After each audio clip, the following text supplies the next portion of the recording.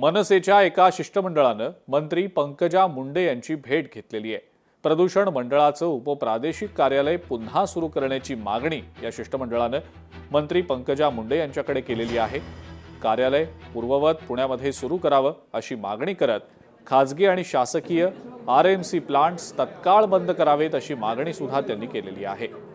अनेक वर्ष एकाच पदावर असणाऱ्या अधिकाऱ्यांच्या बदलीची सुद्धा मागणी त्यांनी केलेली आहे।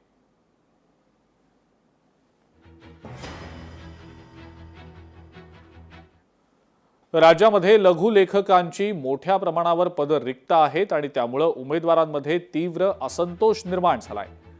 रिक्त पदांचा डोंगर तरी भरती शून्य का असा सवाल त्यांनी विचारलाय। महाराष्ट्रातले लाखो उमेदवार आता रस्त्यावर उतरले असून त्यांनी या संदर्भात मोठ्या आंदोलनाचा इशारा देखील दिलाय। राज्यातल्या लोकसेवा आयोगामार्फत मुंबई क्षेत्रातील लघु लेखक पदांसाठी दर 3 वर्षांनी भरती प्रक्रिया राबवली जात होती।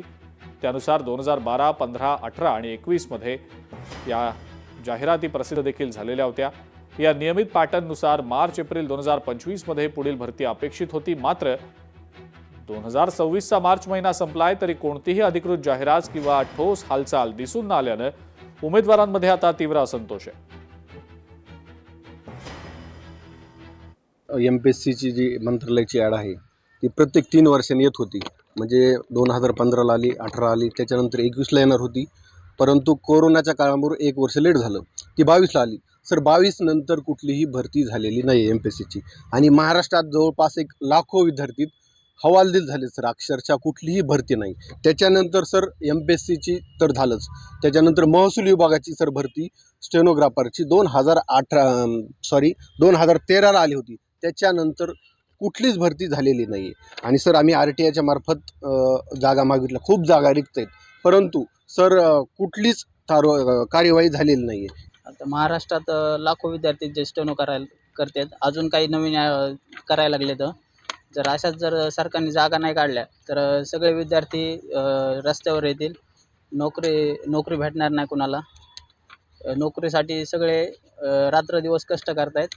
त्याच्यामुळे एवढाच इशारा आहे की सरकारला की लवकर ॲड काढावी सरकारने।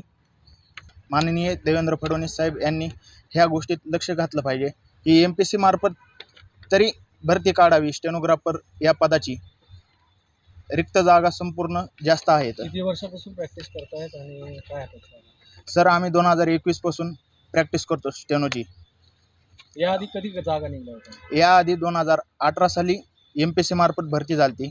तिथून पुढे 2021ला 3 वर्षांनी एमपीएससी मार्फत भरती होती स्टेनोग्राफरची, तर 22ला आली। 22 पासून आतापर्यंत एमपीएससी मार्फत काहीच अभिप्राय झालेला नाही या पदासाठी। सायबर फसवणूक आणि बँकिंग दायित्वाशी संबंधित एका महत्त्वपूर्ण निकालामध्ये अशा प्रकरणात ग्राहकाची निष्काळजी सिद्ध करण्याची जबाबदारी बँकेची असल्याचा निर्वाळा हायकोर्टानं दिलेला आहे। या एका प्रकरणात एचडीएफसी बँकेनं पुणे स्थित व्यावसायिकाला 38.4 लाख रुपये 6% व्याजानं परत करावे असे आदेशही दिले गेले।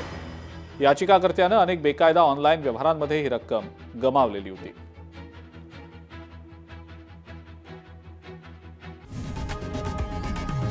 लोकशाही मराठी ऐका, पहा, जागरूक रहा।